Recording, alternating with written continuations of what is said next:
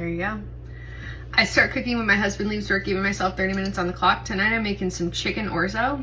It's perfect for summertime. Let's see if I can beat the clock. Kind of already know I'm not going to because I had a bunch of people that called me right at my start time and a bunch of stuff I gotta take care of. June is a very busy month for us. So anyways, I'm starting a little bit late. I have a chicken breast that I cubed up. Drop these in. We want to get some nice color on one side. I season my chicken with salt, pepper, onion, garlic, smoked paprika, some dried thyme, and dried oregano. Smells phenomenal, and it just started cooking. Flip it over when your chicken starts to look like this on one side.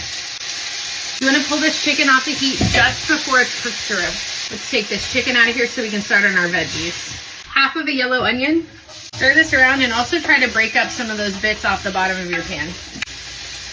These onions are looking great. Putting in a bunch of garlic, as much as your heart desires. Mix that around, stir it pretty quickly. We do not want this garlic to burn. As soon as I can smell that garlic get nice and fragrant, adding in a cup of orzo. Toast your orzo. Again, stirring pretty frequently, mostly because I don't want that garlic to burn. It's my main goal right now.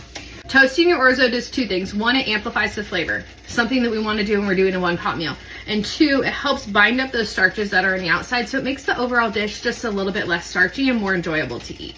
Feeling pretty good about how this is looking. I don't want to dirty any more dishes. I don't want to dirty more dishes, so I'm not going to measure out my chicken broth. I'm going for about 2 cups of chicken broth. What a mess. I now get to clean the entire kitchen. Wow. Salt, and then let this come to a boil. I'm loving the smell of the oregano tonight, so I'm gonna add a little bit of fresh oregano from my herb garden. You do want to stir this so it doesn't stick too much to the bottom. I need to clean up. Sun-dried tomatoes would be bomb in this dish, but my family does not like sun-dried tomatoes. Just making sure that nothing's sticking to the bottom. Back to cleaning. Stir.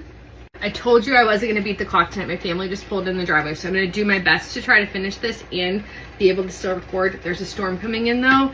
You might just get the recipe at the end. That just might be it. You may get a picture and a recipe. You're here for real life, right? Lid on, then shake.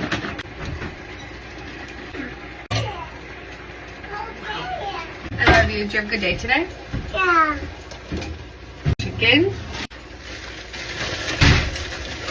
Some peas. You want to stir?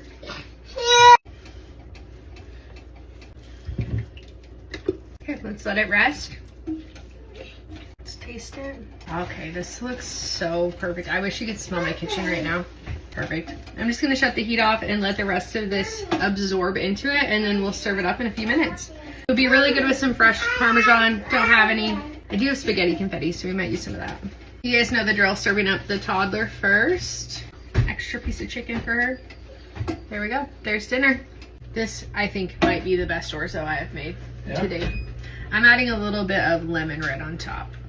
And a little Florida salt for me, because I love salt. Let's do a fresh crack of black pepper. Wow. I really do think that this might be the best one I've made. Something about this is so good. You're all done?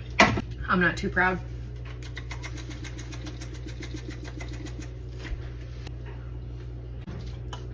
Yep.